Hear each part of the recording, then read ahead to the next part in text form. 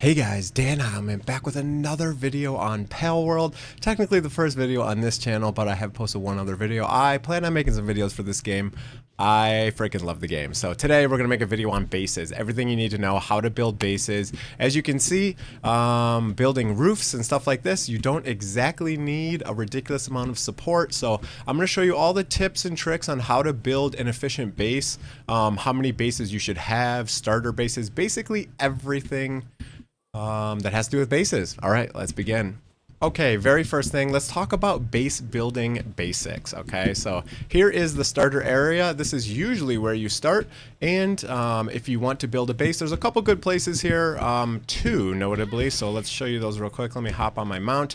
You will get all sorts of mounts and stuff in this game if you're still a beginner. There is two good places that I recommend building a base. One is right here in this area. It's a nice perfect circle, kind of looks like it's made to build a base. So you can build one there, and it is fairly protected. Now, there is two other base locations.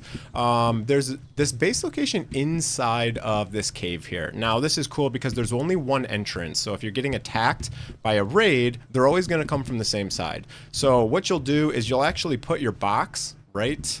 Let me get off my mount. Oops, that was not the right button. You'll actually put your pal box right here in this corner, and that will give you this entire room, and then it'll give you half of the room down there. So that is a good location for a beginner base. There's one other location I will show you. Let me get back on my mount here. There's one other base location. You can use this base location down here. I built kind of a crazy little fun base, and I want to just kind of show you how the foundations and everything work. So let me swap over to another account, and I will show you a base I built here. All right, here we go. I haven't logged into this account in a while, but this is the base I built. It's quite interesting because, as you can see, I have this huge area here, and there is basically no access to it, right? There is this stairs that I can access, but no raiding pals can get over this right here. Okay, so let me just show you how the foundation works and everything like that. You can see down here we have foundations, right? So if I go to build, how did I get into disassembly mode? I'm hitting B, not C. Why are we, what's happening here? There we go. Oh, that was quite weird.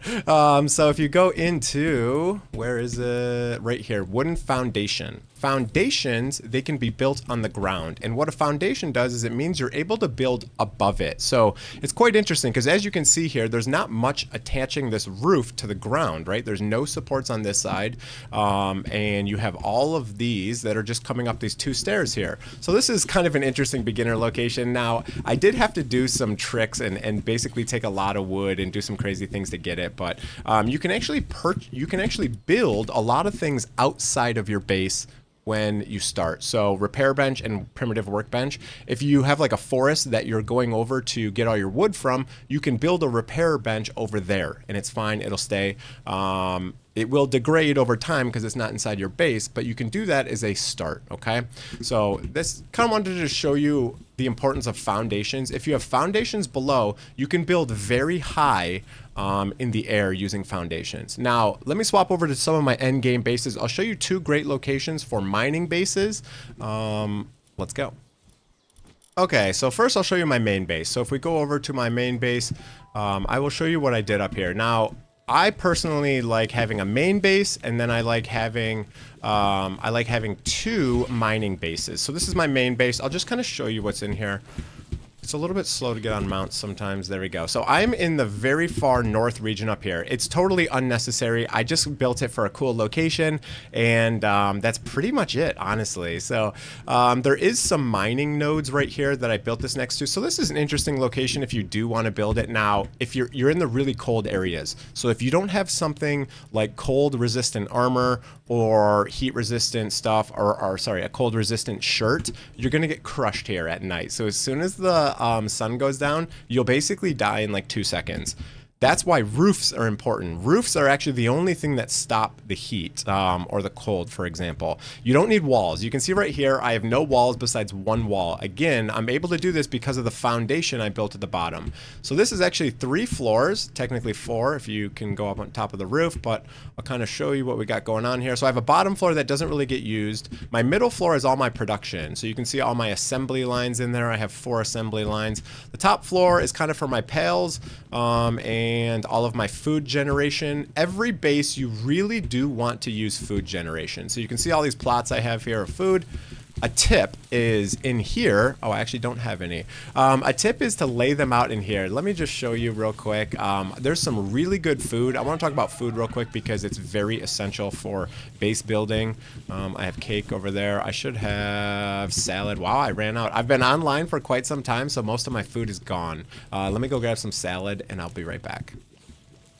All right, so I am a huge fan of salad. Salad is really good in this game. This is salad. It says made by mixing lettuce and tomatoes. So you need 2 things, lettuce and tomatoes. It's quite easy to make.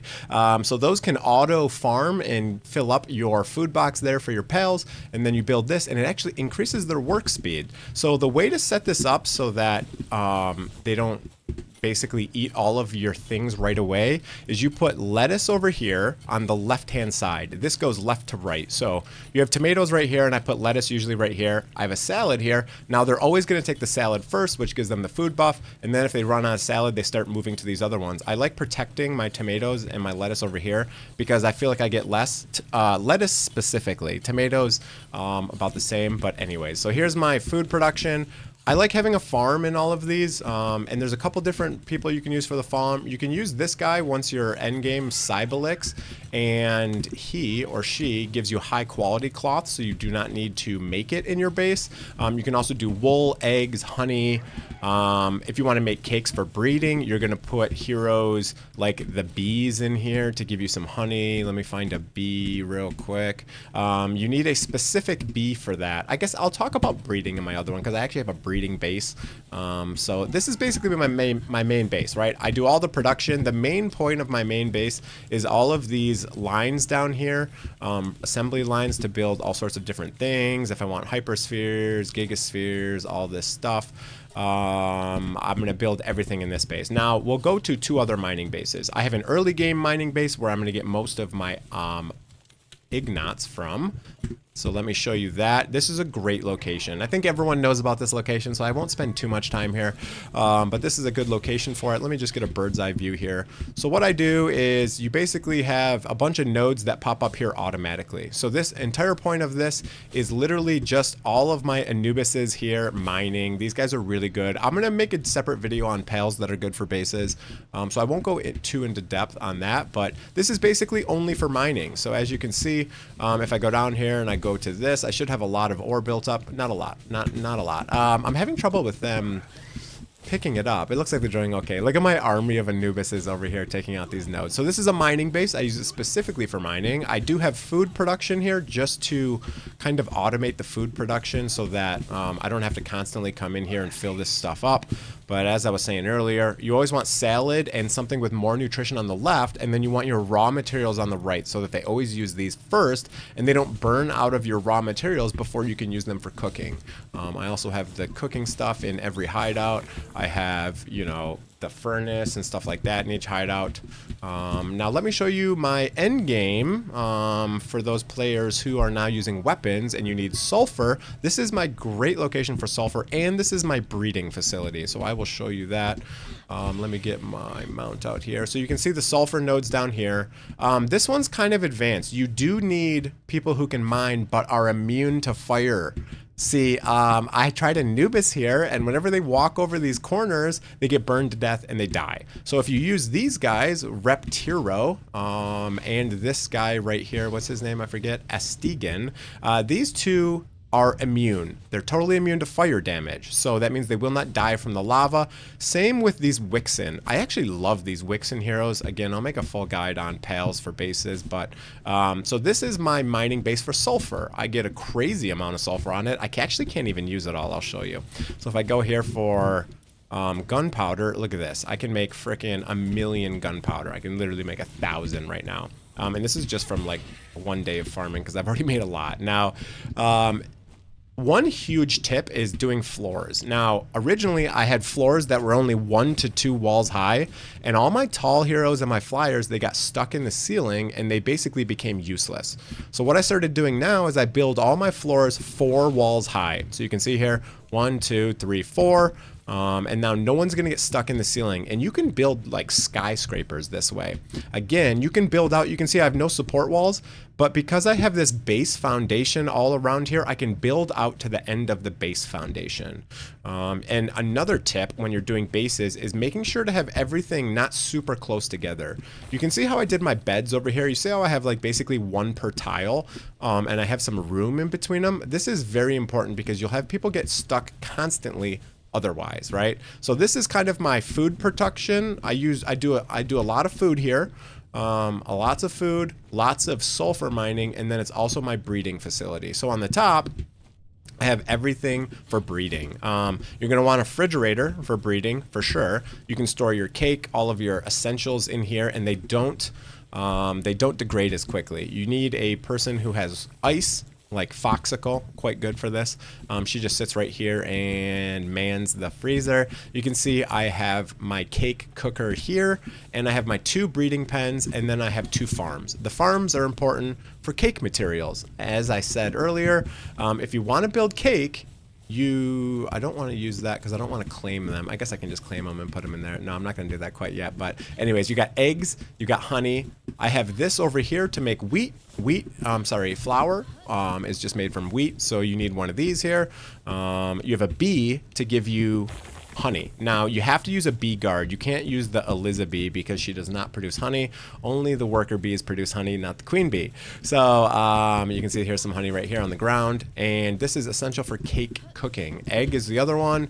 What is the final ingredient that I'm missing? Like berries and stuff, like everything you need here. Oh, milk.